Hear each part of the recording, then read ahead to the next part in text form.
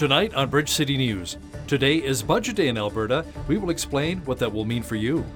A seniors residence in Lethbridge is having to deal with unwanted pests. And a University of Lethbridge alumnus is meeting with the Pope at the Vatican. We have the details. Your nation. Your province. Your southern Alberta. From the heart of Lethbridge, it's Bridge City News with Hal Robbins. Good evening. Thanks so much for joining us. Today was Budget Day in Alberta. Premier Jason Kenney has already said that the province has to get its books in order, and that would mean spending cuts to the tune of 2.8% over the next 4 years. Kenney says civil service will shrink by about 10% over the same time period. Kenney also says benefit payments, including AISH, will be de-indexed, which means the amounts will stay the same, but payments will not rise with inflation. In a recent interview, Kenney says child, family, and community services amounts to about 80% of the budget, which means that savings will have to be found in the other 20% of that budget. The current deficit is around $6.7 billion. Kenney has promised to balance the budget in the next 4 years. I asked our legislative reporter, Tyler Dawson, how tough some of these cuts may be, especially since the Alberta economy has not completely recovered. If the economy doesn't turn around, for example, it's pretty hard to cut your way to balance while the economy continues to do poorly. That's just, frankly, to some extent, I think that's a recipe to lose the next election, no matter what party you are, no matter how popular you are. So this does seem to me something that could come up a little bit later down the road. But for the time being, they are sticking to this line about being disciplined, getting Alberta back on track, and it'll hurt, but if everyone's hurting together, maybe it won't be that bad, I think is the general thrust here. Catch the full interview with Tyler Dawson as we also discuss how Justin Trudeau and the Liberals can extend an olive branch to Albertans. That's coming up after business news. A 40-year-old man has been arrested in Lethbridge in connection with a string of crimes, including a robbery, kidnapping, and assault with a deadly weapon. Corey Ray Williams faces a long list of charges from Lethbridge Police. Has been charged with kidnapping, attempted kidnapping, assault with a weapon ×2, flight from police, dangerous driving, uttering threats, robbery, attempted robbery, and break and enter, commit theft. He was brought before a justice of the peace for a bail hearing last evening, early this morning, and has been remanded into custody to appear in court October 31st. An exterminator has been brought in after months of bedbug issues at a seniors residence in Lethbridge. The Lethbridge Housing Authority says the tiny insects were found in 2 units at Halmrest Manor, but the tenants did not report it and the infestation continued. Residents have been busy cleaning their units and bagging their belongings as spraying will take place over the next couple of days. The authority is providing 3 meals a day to displaced residents. The exterminator will return in about a week to confirm if the building is free of bugs. Alberta Health Services says that the whooping cough in the South Zone has more than doubled over the past 3 weeks. Just this week alone, there have been 11 new confirmed cases. BCN's Ainsley O'Reilly has more. Ainsley. According to AHS, 4 schools in the South Zone have been impacted. An outbreak has been declared in Tabor and as far as Bow Island. I'm not sure if we deal with things differently. So we have different groups of people. So it could be a community, it could be like a geographic community or municipality, it could be a school setting, it could be a church setting. So we deal with post-secondary setting, right? So we've had cases in post-secondary institutions as well. So every setting is a little bit different how we manage that. The most important thing is to know that whooping cough is here and to protect yourselves and your family. Today is World Polio Day, a day when thousands of Rotary clubs around the world hold fundraisers and events to recognize our progress in the fight to end polio. Sharon Connors is someone who got polio at a very young age. Jeanette Rocher talked with Sharon about her difficult journey since the epidemic hit Canada in the late 1940s. My sister and I both ended up going into the hospital because we just didn't feel well.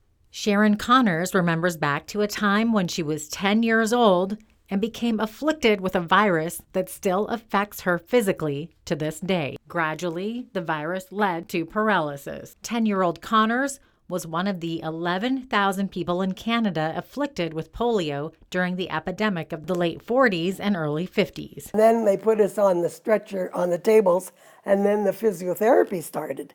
Oh, that was painful. And although a vaccination for polio was found a few years later, it was too late for Connors. There were parts of of me that didn't get strong again. So I have residual paralysis. Connors has been in this wheelchair for the past 10 years because of her post-polio residual syndrome, but she still considers herself lucky. Other people that have had it at the same time I did have not had as good a recovery as me. The polio virus is spread from person to person, typically through contaminated water.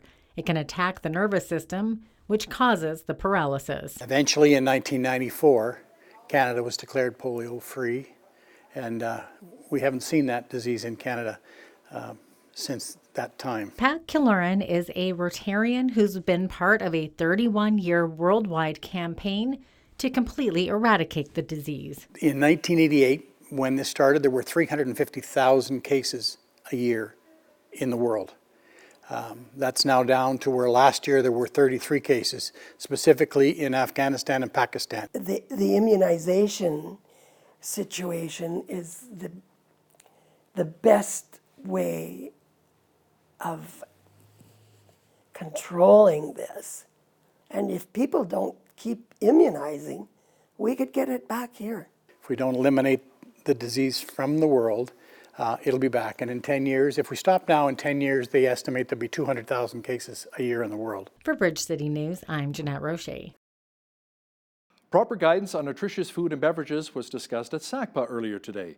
Guest speaker was Heather Mather, and she provided some details on how foods can negatively impact our health. The healthy plate is the main concept of the new food guide, and real photos, not cartoon photos, to help people understand it better.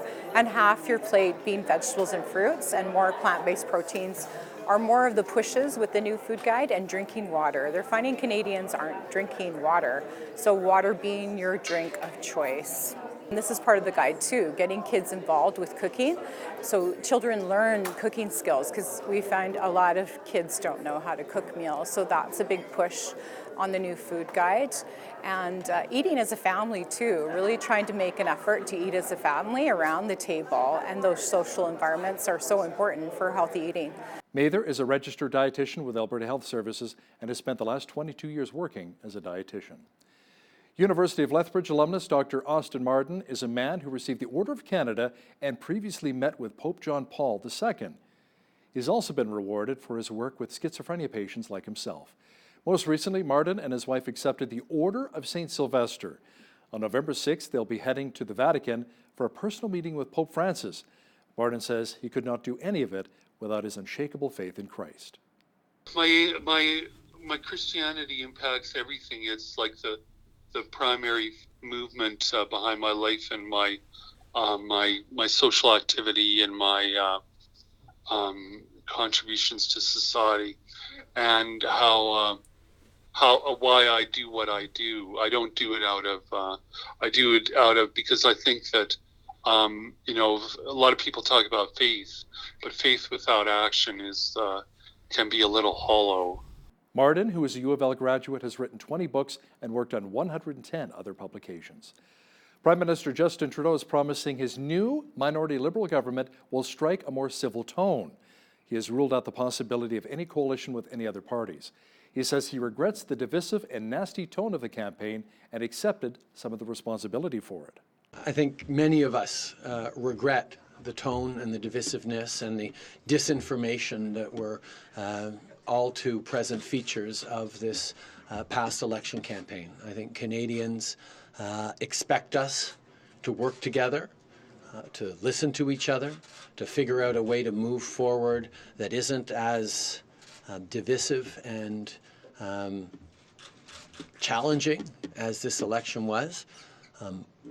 I think there were a lot of issues that weren't properly addressed. I think there were big substantive ideas that weren't fully debated in this election campaign, and I regret that, and I recognize that much of this campaign tended to be around me, and I do hold a bit of responsibility for that. Newly elected Liberal MP Catherine McKenna says she notified police after someone spray-painted a vulgar slur on the front of her campaign office in Ottawa Centre. McKenna said it sends the wrong message to the women who worked on her campaign. That someone would do this, I don't even have words to describe what kind of person would do this. It's the same as the trolls on Twitter. It needs to stop. That we need to come together as a country and have real discussions about real issues, but doing it in a way without vitriol, without hate, and without anger. I really believe in politics. That is why I do it. That's why I work hard every single day for the residents of Ottawa Centre and on big national issues like climate change. Saskatchewan Premier Scott Moe presented his throne speech, which outlined his government's top priorities. It includes a plan to grow the province's population from 1.1 to 1.4 million people by the year 2030. As we are transitioning out of coal due to policies that have come from the previous federal government and this accelerated by this current federal government, we want to ensure that the opportunities for careers are as strong as they've ever been in these communities that are impacted by the phase out of coal. We're making every effort to ensure that we continue to balance the budget. So any investments that we need to make, and understanding that the full $10 million wouldn't be invested in this year, it would be over the course of the next number of years. Today is the 50th anniversary of an explosion which claimed the lives of 9 crew and injured 53 others on board the HMCS Kootenay. Former crew and families gathered to pay their respects. The explosion and the crippling fire did so much damage, we were not able to shut down the main engine, so the ship continued to steam across the North Atlantic at full speed and completely out of control. Once it was determined where the fire originated and the extent of the damage, the Kootenay crew went to work. Fortunately, based on our training and experience, 2 to 3 hours later, we eventually brought this disastrous situation under control. Yes, there were many acts of extreme bravery that day, and an outstanding manifestation of courage by everyone. Police in the United Kingdom were reconstructing the final journey of 39 Chinese nationals who were found dead yesterday in a truck container at an industrial park in England. Authorities are trying to piece together one of Britain's worst smuggling tragedies.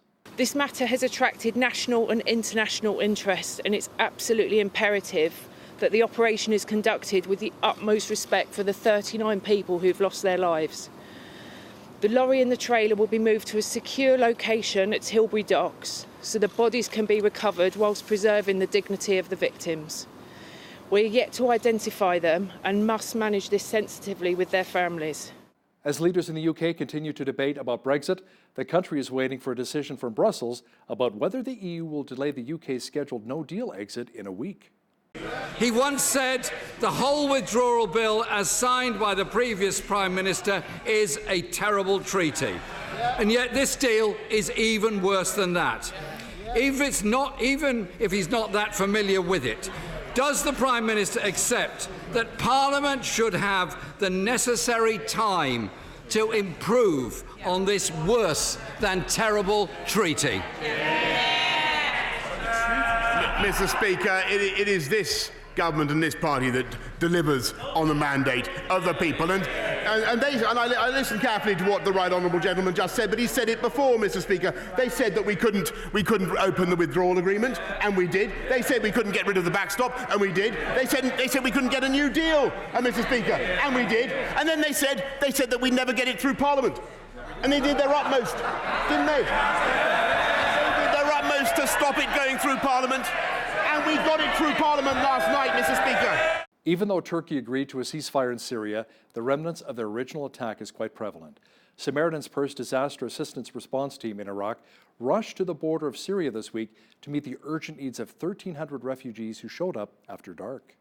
We're here on the border of Syria with Samaritan's Purse. We're partnering with PCF, Barzani Charity Foundation. Right now we're distributing blankets and hygiene kits to families that have just come across the border. It's raining, it's starting to storm, it's cold. There's 250 families that have come in tonight, and we know that more are on the way.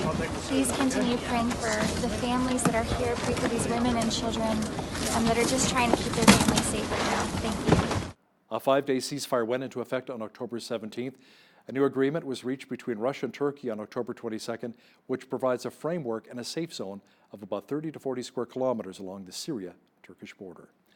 This is Clergy Appreciation Month. Harold Cooper is the pastor from Central Church of Christ in Lethbridge. I recently asked Pastor Cooper what we should do when we see our pastors burning out. Go to the leadership in your church and pose the question, how is Coop doing? Have you noticed anything? Like, I've noticed some things. I was just wondering about them. Is that something that the leadership has been working with him or her to sort of work through? Because I just noticed he hasn't quite seemed to be himself.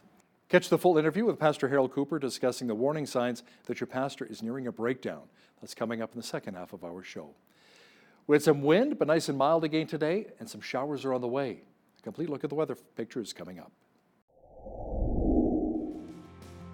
A nice day today as we have double-digit temperatures once again. Tonight, just a few clouds rolling in with a low near 8 degrees. A good chance of rain developing tomorrow with a high expected near 18. A cold front arrives just in time for the weekend. A chance of flurries and a high of only +1 on Saturday. Sunday, expect a high near 4. Monday, more flurries developing with a high of only -3. Tuesday, the clouds should clear out and we should get up to 5 degrees. Even warmer on Wednesday with lots of sunshine and a high expected near 14. Looking at the almanac, the average high for this time of year is 12 degrees and an average low of -2. The highest temperature in the state was recorded in 1992 at 23 degrees, and the record low was -16 in 1957. Sunrise was at 8:06, sunset at 6:25. Let's see how tomorrow's looking across the country now. Expect rain and a high near 15 for Victoria, showers and 12 degrees for Vancouver. Rain off and on and a high of 16 in Calgary on Friday.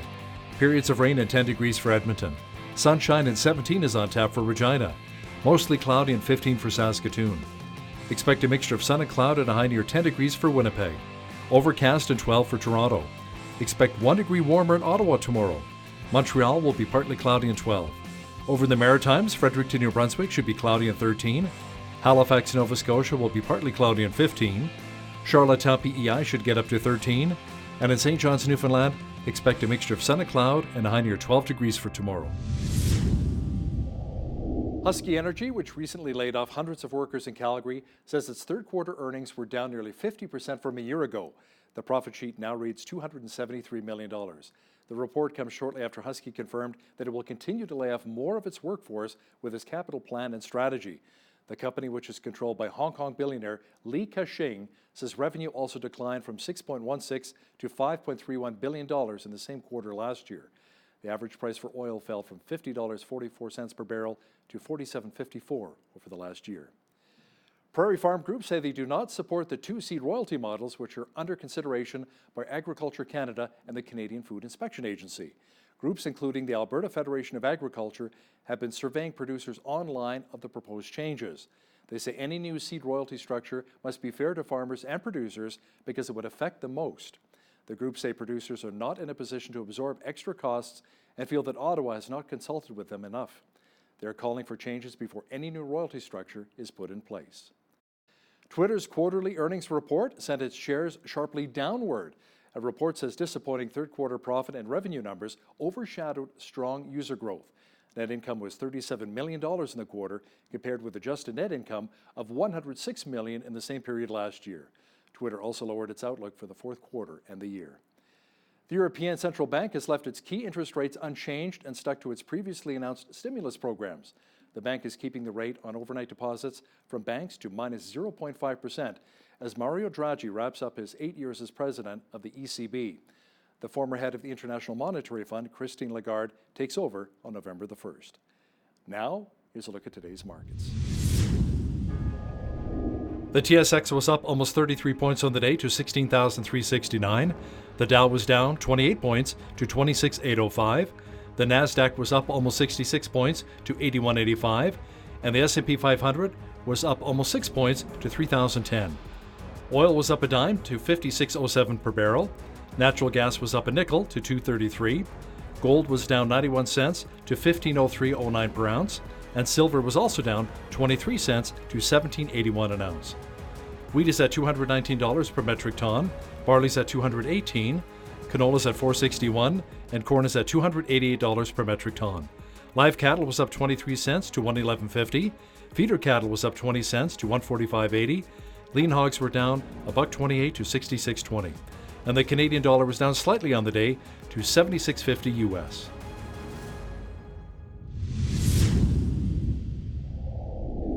Recapping one of our top stories this hour, today was Budget Day in Alberta. Premier Jason Kenney has already said that the province has got to get its books in financial order, and that would mean spending cuts to the tune of 2.8% over the next 4 years. Kenney says civil service will shrink by about 10% over the same period. The current deficit is around $6.7 billion. Kenney has promised to balance the budget in the next 4 years. So how will a lot of those cuts affect Albertans? Tyler Dawson, who's the Alberta correspondent with the National Post, gives us his thoughts next. But first, here's a look what's happening in and around your community. Here's your Bridge City News community calendar. Looking for a fun place where you and your kids can play? Come for a fun family night Thursday evenings from 4:30 to 6:30 p.m. to the Family Center in downtown Lethbridge. Me and My Family promotes learning through play and provides a safe place for kids to explore through physical activity, imagination, and creativity. For more information, visit famcenter.ca. Celebrate Recovery is a Christ-centered recovery program for any hurt, hang-up, and habit. This group meets Friday nights at the Park Meadows Baptist Church. The evening begins at 6 p.m. with supper and follows with an opportunity to share and connect with others in small groups. For more information, visit celebraterecovery.ca. Begin your Christmas shopping by coming to the Signatures Fall into Christmas event, November 1st to the 3rd at Exhibition Park North Pavilion. Browse this unique handmade marketplace featuring works of over 100 artists, artisans, makers, and designers from coast to coast. Admission is $5. Those 17 and under can enter for free. For more information, visit fallintochristmas.com. And that's your Bridge City News community calendar. The results of the federal election are not what many were hoping or expecting here in Alberta. Andrew Scheer and the Tories took 33 out of 34 seats. The only seat that isn't Tory blue, Edmonton, Strathcona, which went to the NDP. In Saskatchewan, Tories took every seat. Joining me now from Edmonton is the Alberta correspondent of the National Post, Tyler Dawson. Tyler, Premier Jason Kenney will once again have to work with Justin Trudeau. What will that relationship look like moving forward? Yeah, it was interesting returning to the legislature this week after that, and he was asked sort of, is there something that you are going to give up maybe in exchange for the Trans Mountain Pipeline? What is your approach going to be? That sort of thing. And Kenney did not really say that there was, a bunch of stuff he was willing to surrender, but he did say he had a phone call with Trudeau. He urged him that the number one priority of Albertans was getting market access for our petroleum products, and Kenney's also been saying recently that given the sort of national unity implications of Albertans being super mad, that Trudeau needs to have a, sort of a conciliatory approach and make people feel like they are welcome in Confederation. So now that the Trudeau Liberals are back, what does this really mean for the prairies? Well, I think probably the big outstanding question right now is, what does this mean for the Trans Mountain Pipeline? If we assume that the biggest concern in Alberta and Saskatchewan is the economy, then I think probably the state of the oil and gas industry is the big question there. Now, the Trudeau Liberals have promised to support Trans Mountain. They are saying over and over again that it is going to get built. And, the Conservatives, who hold the second biggest seat count in Parliament, they also support this project. The fly in the ointment, so to speak, is the New Democrats and the Bloc Québécois that are the next two largest seat holders, and they are less enthused about Trans Mountain. So that becomes potentially difficult when we are talking about, if one of the smaller parties is going to say, well, we won't support this budget measure or something like that unless you commit to ending it. But in theory, Trans Mountain has moved away from the House of Commons. It is the responsibility of Cabinet now. So in theory, there shouldn't be any problems on that front. Now, of course, there's all sorts of other issues that are percolating with regards to the prairies, whether that's market access to China and Japan and things like that for agricultural products. We've seen some ups and downs in that over the last year or so. And I don't expect there to be any major change in the priority of the federal government on those fronts. With the TMX, we haven't seen any shovels go into the ground yet. Kenney was talking about C-69 is putting up more and more roadblocks. Will we actually see it being built, though? Well, they are promising. It's hard to say. These things seem to go back and forth. If it ends up back in court, there could be more delays there. But, the Liberals have they have vowed. So, I guess it depends in large part whether or not you take their word for it. Otherwise, I mean, Jason Kenney's got this whole set of things he intends to use to needle the government over it if that doesn't happen. So, unfortunately, it's a wait and see sort of scenario. It's funny, I was watching on Twitter, a lot of people are calling it the $4.5 billion cat tunnel right now. That's basically what it's looking at. Now, speaking of Twitter, there's been a lot of call for Western separation, especially Alberta and Saskatchewan on Twitter lately. What are you hearing? Mm-hmm. Well, yes, there has certainly been a lot of it. This is a loud group of people. I think I'm a skeptic that it is an enormous group of people. If we cast our minds back to 1980, Olds Didsbury actually did elect a separatist to the provincial legislature.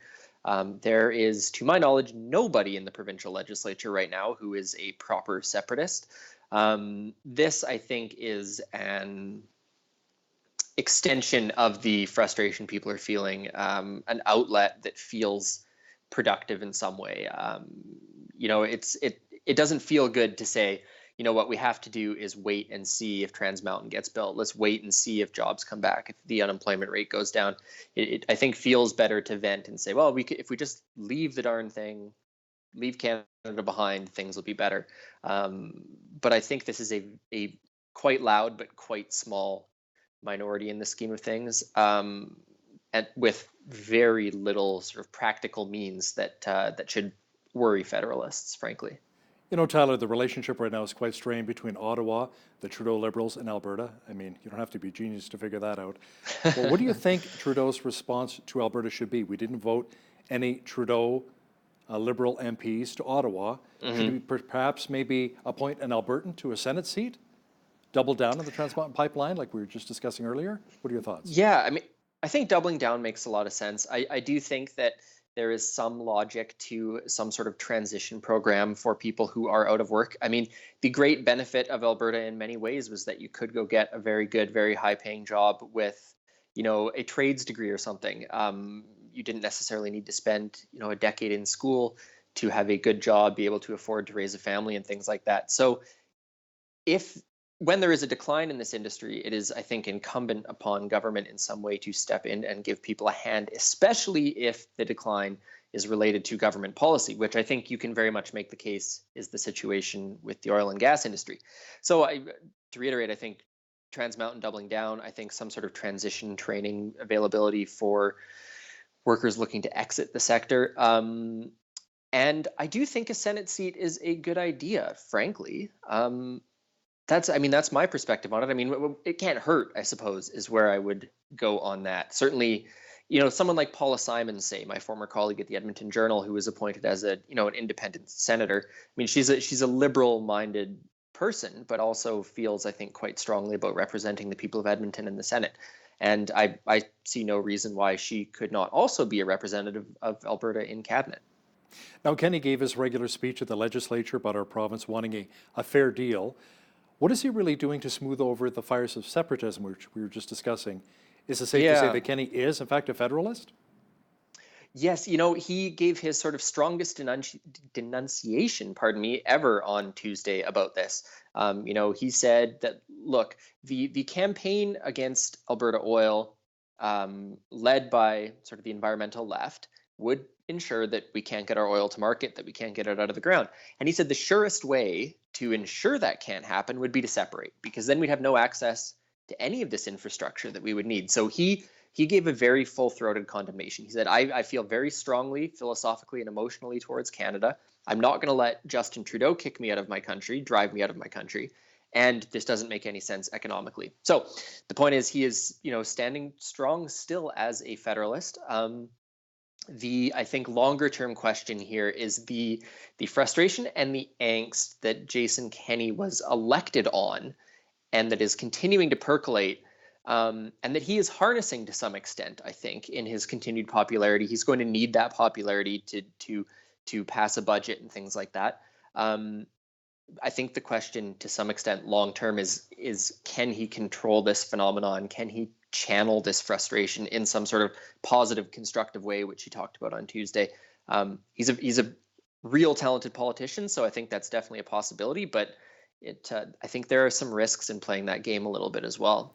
So Premier Kenney recently announced an expert panel to fight for fairness in Confederation as well. What does that look like, Tyler? Yeah, so this is another one of the sort of pile of public panels and hearings and eminent Albertans, which are, really becoming a style of this government. Nothing wrong with public consultation, but it is kind of interesting that they are choosing this route for everything. So that's basically all the details we have now. There's going to be some sort of group of eminent Albertans. They're going to go around to public hearings. They're going to take in public information on how Alberta can, whether that's, negotiate a better equalization deal or get better representation federally.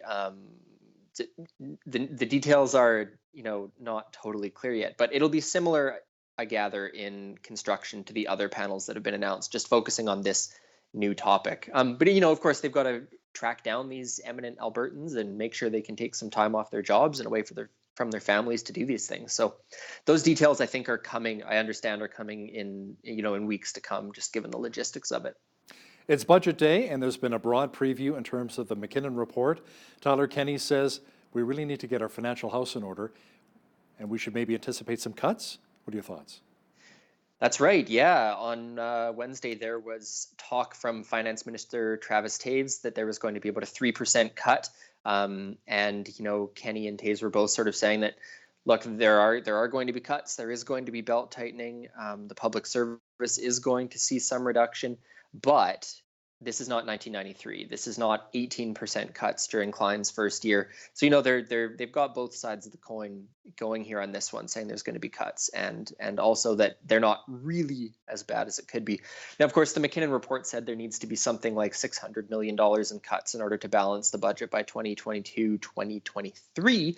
So, and this is a first budget, right? This budget will go for the foreseeable future and then more after that. So the cuts this time and the cuts next time, we'll sort of have to see how that shakes out a little bit. But certainly leading up to budget day, there was some sort of, preparing people for these cuts, but also sort of cautiously saying, look, there are going to be cuts, but this is maybe not going to go all the way to the bone. Has Kenney also talked about potentially maybe lengthening the process, maybe not the $600 million over the next couple of years, but maybe balancing the books by 2025 instead? Lessening the pain, so to speak? Indeed. No, not that I am recalling off the top of my head here. I do suspect that is a possibility down the road. I mean, if the economy doesn't turn around, for example, it's pretty hard to cut your way to balance while the economy continues to do poorly. That's just, frankly, to some extent, I think that's a recipe to lose the next election, no matter what party you are, no matter how popular you are. So this does seem to me something that could come up a little bit later down the road. But for the time being, they are sticking to this line about being disciplined, getting Alberta back on track, and it'll hurt. But if everyone's hurting together, maybe it won't be that bad, I think, is the general thrust here. And if you want to talk about hurting, just talk to a lot of people in the energy sector. Husky laying off more, hundreds of people again. We've got 250,000 in the energy sector, directly and indirectly impacted by this. Now, speaking of the energy sector, Swedish climate activist Greta Thunberg was in Edmonton recently, and so were some of the truckers and the pro-pipeline truckers and supporters that were there. Tyler, should we really listen to a 16-year-old from Sweden who many feel is being exploited? I suspect I'm out of step with many television viewers on this. I think yes, actually. Regardless, I think, of where one comes down on climate change, on fossil fuels, I am a very firm believer that young people are smarter than we give them credit for, and that they see things with clarity that older people don't. And I think often older people tend to say, oh, that's because they don't have experience. They don't understand the issues at stake here. They don't understand how complicated it is. Greta doesn't have a budget and put food on the table and a family and all these things. And my response to that is generally, well, I think people are just old and cynical. And I think there is some value in the sort of moral clarity that young people bring to any given issue. So that's a long-winded way of saying that, yeah, I think she's worth listening to.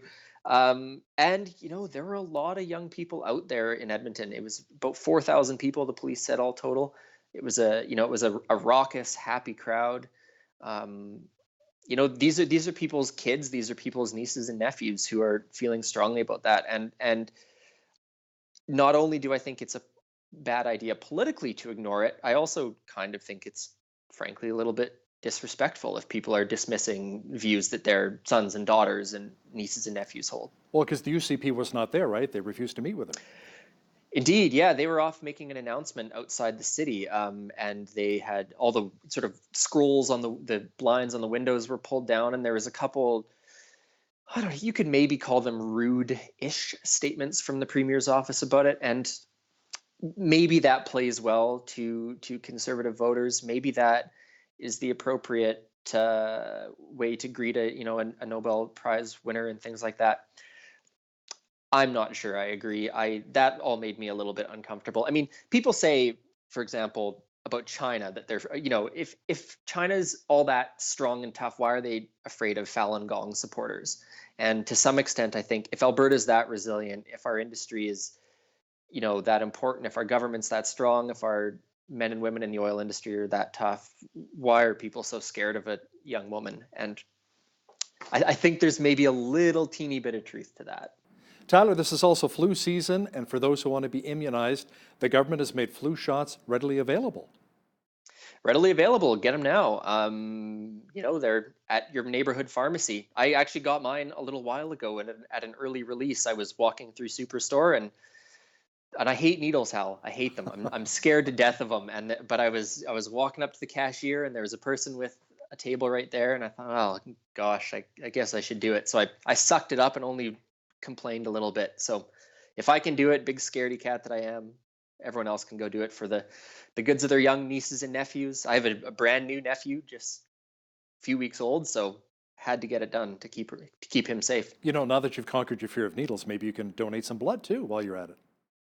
Oh, you'd be scraping me off the floor if I did that, I think. Okay. Alberta correspondent with the National Post, Tyler Dawson, thanks for joining me today from Edmonton. Thanks, Hal.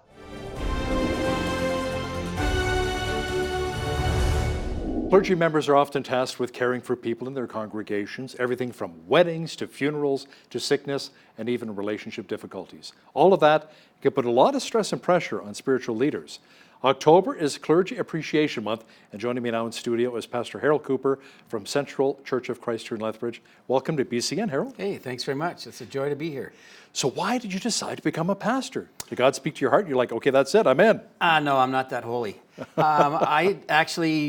The first thoughts that I had about being a pastor was when I was in high school, had to fill in a guidance form in terms of what your future going to be.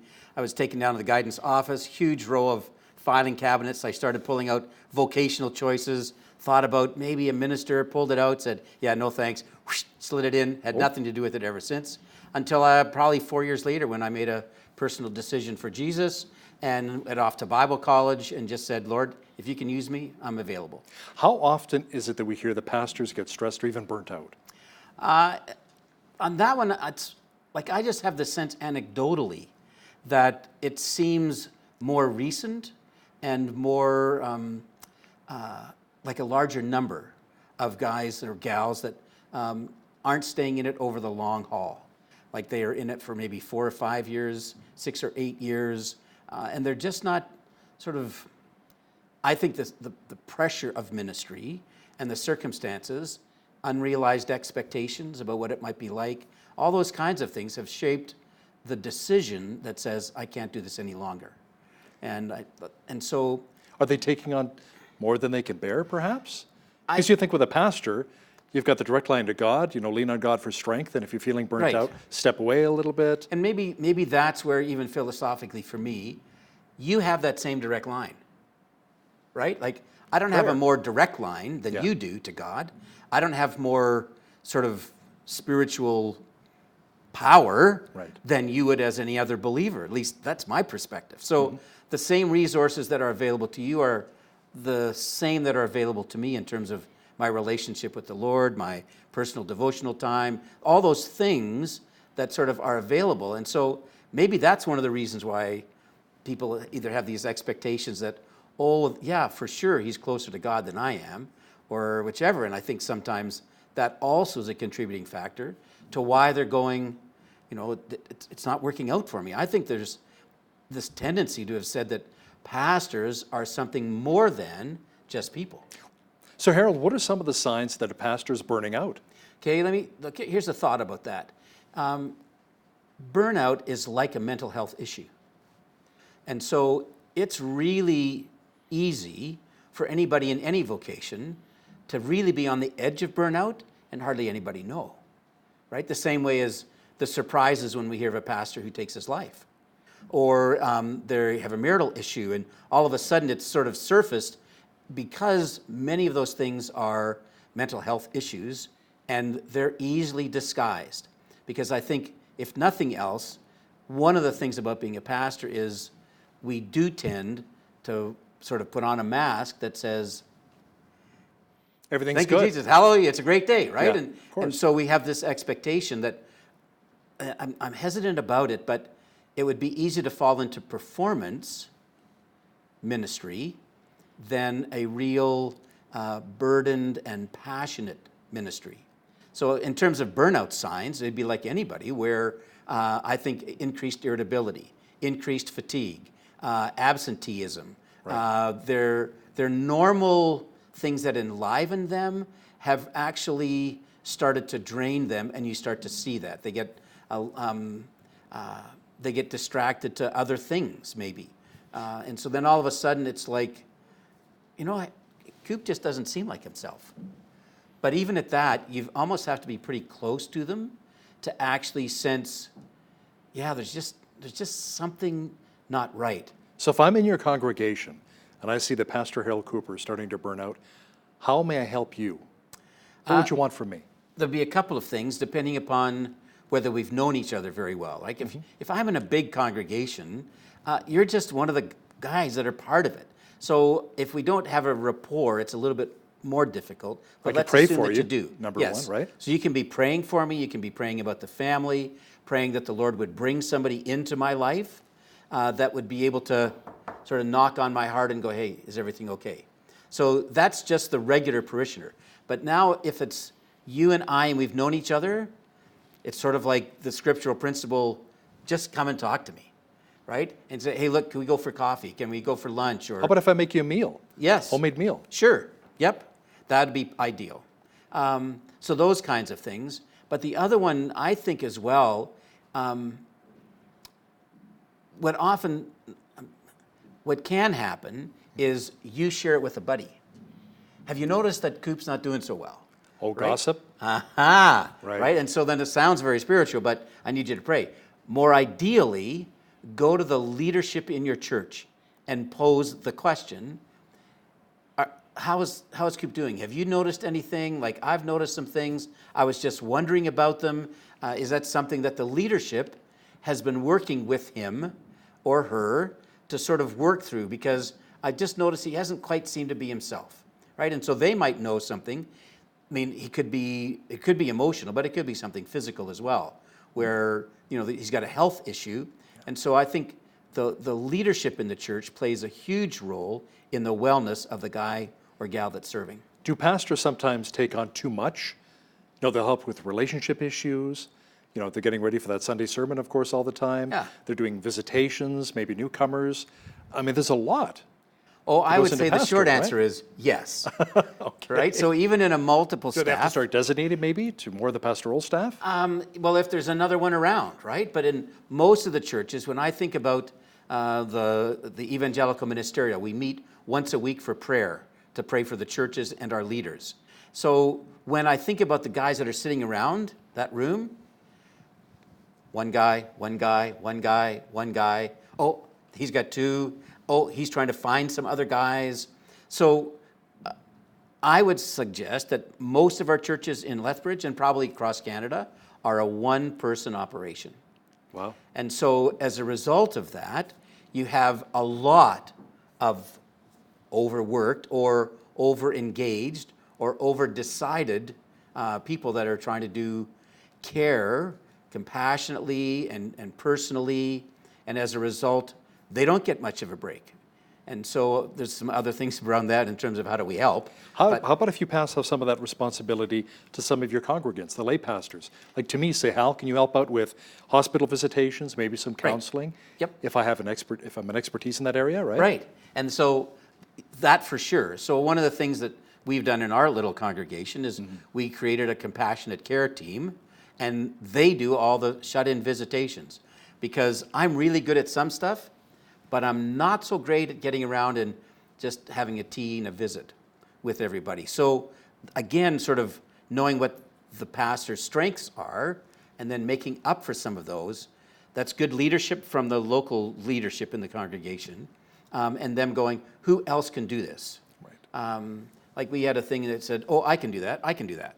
But finding those that can say, I can do that, presupposes as well that yes, you've actually got some talents, or I could do training and sort of go, hey, if you'd like to help with this, here's how we do that. Come with me and I can show you.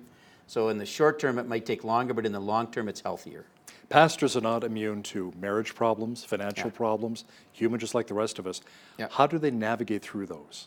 I actually think it's harder for them or anybody that's in public eye, because everything about them seems to be magnified, right? It's sort of like in that fishbowl. The thing about the fishbowl is it amplifies You're under the everything microscope. behind the glass. Yeah. So then it's, I think, a lot harder because they don't get to just take it home, because everything about their life is then public. So when they might suggest, hey, I need to take about a month, 6 weeks to just work on some relational stuff, it's not always necessarily available. Because, well, then who's going to do your job? And so I think there are some factors there, particularly with marital and with financial, that, well, just nobody wants to talk about their money. In Canada, we'll talk about all kinds of things except, so how you doing on your income this year? And how's your debt load? And so we don't do that, but we should be somehow. Somebody needs to be speaking into them. And I think lots of guys in ministry don't get the training in terms of how to manage even church business as well as personal business. If you know your pastor is suffering through some marital issues, that must be a very sensitive subject. How do you approach the pastor and say, how may I help you in that regard? Yep. I think, like we've already said earlier, like to let them know that, hey, we're praying for you. Yeah. An encouragement card, especially because, like you've already said, all kinds of other people in that group of people will have also had to struggle through marital pressures and conflicts and issues. How about a gift card to go out to a restaurant for he and his wife? Yes, I think that's an ideal option. To give them an opportunity. Here's some other resources that I've been aware of. It's always a bit tricky to sort of go, hey, I just read this great book on how to love your wife or how to love your husband, right? And you sort of go, here you go. And it really, ministry is so much about relationship with people, right? And I think that's where the closer that you can develop a relationship with your pastor, friendship-wise, socially, whichever, that has the potential to then make it more comfortable for what you offer to be received. What about financial pressures that a lot of pastors face today? Are a lot of them underpaid? Anecdotally, I would think probably yes. Again, because of the ability of the congregation, and that's particularly in the independent structures, right? In larger denominational structures, and I don't know how salary grids are set up or things like that. And so I think lots of the salary or package or offering is often more measured by the ability of the congregation to provide it, because that's where it's coming from. Mostly, I think, in particular, the evangelical churches. And so the pastor makes a decision about, can we live on that? You know, I wanted to ask you, is it almost like real estate that 10% are taking home 90% of the business? Is it 10% of the regular congregants providing 90% of what the church takes in, the regulars? So the 1090 principle sort of carries over into almost everything, whether it's a volunteer organization or the church or nonprofit or even sometimes in business. And so for sure, that's also the case. Like if we were to look at our, even just general giving as a whole in most churches, there'll usually be a small percentage. It might be a little bit more than 10, it might be 15 or 20. Sure. And then the rest are just doing what they can.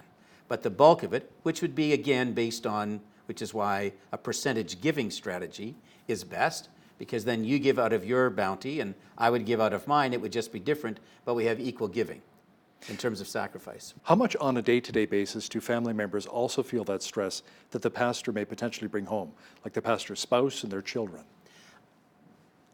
I would think in some ways they feel it more so, because when he comes home with work, right, and he's going, I just wanted to punch somebody in the throat today. Oh. Right? That's when you pray for that pastor right away. Exactly, yep. So you Okay. definitely want to be on top of that one. But Before he lays hands on his brother. Right, yeah, in a Jesus kind of way. Right, of course. So in that process, the family, I think, is just under more pressure because realistically or unrealistically, there's an expectation that not only will the pastor and his wife be perfect, but so will their children. And so then you've got all these kids who are living under really an unfair pressure, but it's there. No different than a politician or anybody in public life of any type. There's an added watchful, critical, I would like to see them be more supportive and more compassionate and more understanding, but oftentimes I don't think that's the general response. How often does a pastor have a sounding board, a good friend they can explain their problems to and unburden their lives to? I would say that in the last, because I've been at this a long time, I would say in the last 15 or more years, that's gotten better. When I first went into ministry, I had two pieces of advice because I was a young man. One, wear a dark suit. You'll look older. Oh. So I went to this small rural congregation in Southern Ontario, and so I got a dark suit and got the job. The other one was, don't get close to the men, or don't get too close to your men. That wasn't good advice. Because why did they give you that advice? Because what often happens is, not often, I want to be careful. The risk factor is, these are the people that are then going to be making decisions about your future. And so when you're sharing issues of, Mary and I, we're just having a hard time right now. So then he now is in this conflict place. So does he share that with the committee? Does he share that with the board? Because now he has a fiduciary responsibility. Or does he just say, well, look, that's just private for us? And so I think there was a time when some of the leadership potential weren't sure what to do with some of that information. And so I think that was why. The nice thing is, I think that that's changed more in the last 15 or 20 years, especially as ministries like Promise Keepers and others are going, the silent wolf often is in deep trouble. Pastor Hill Cooper from Lethbridge Central Church of Christ, thanks for joining me in studio today talking about Clergy Appreciation Month. Hope it was helpful. Thank you. On behalf of all of us here at BCN, I'm Hal Roberts. God bless, and thanks for watching.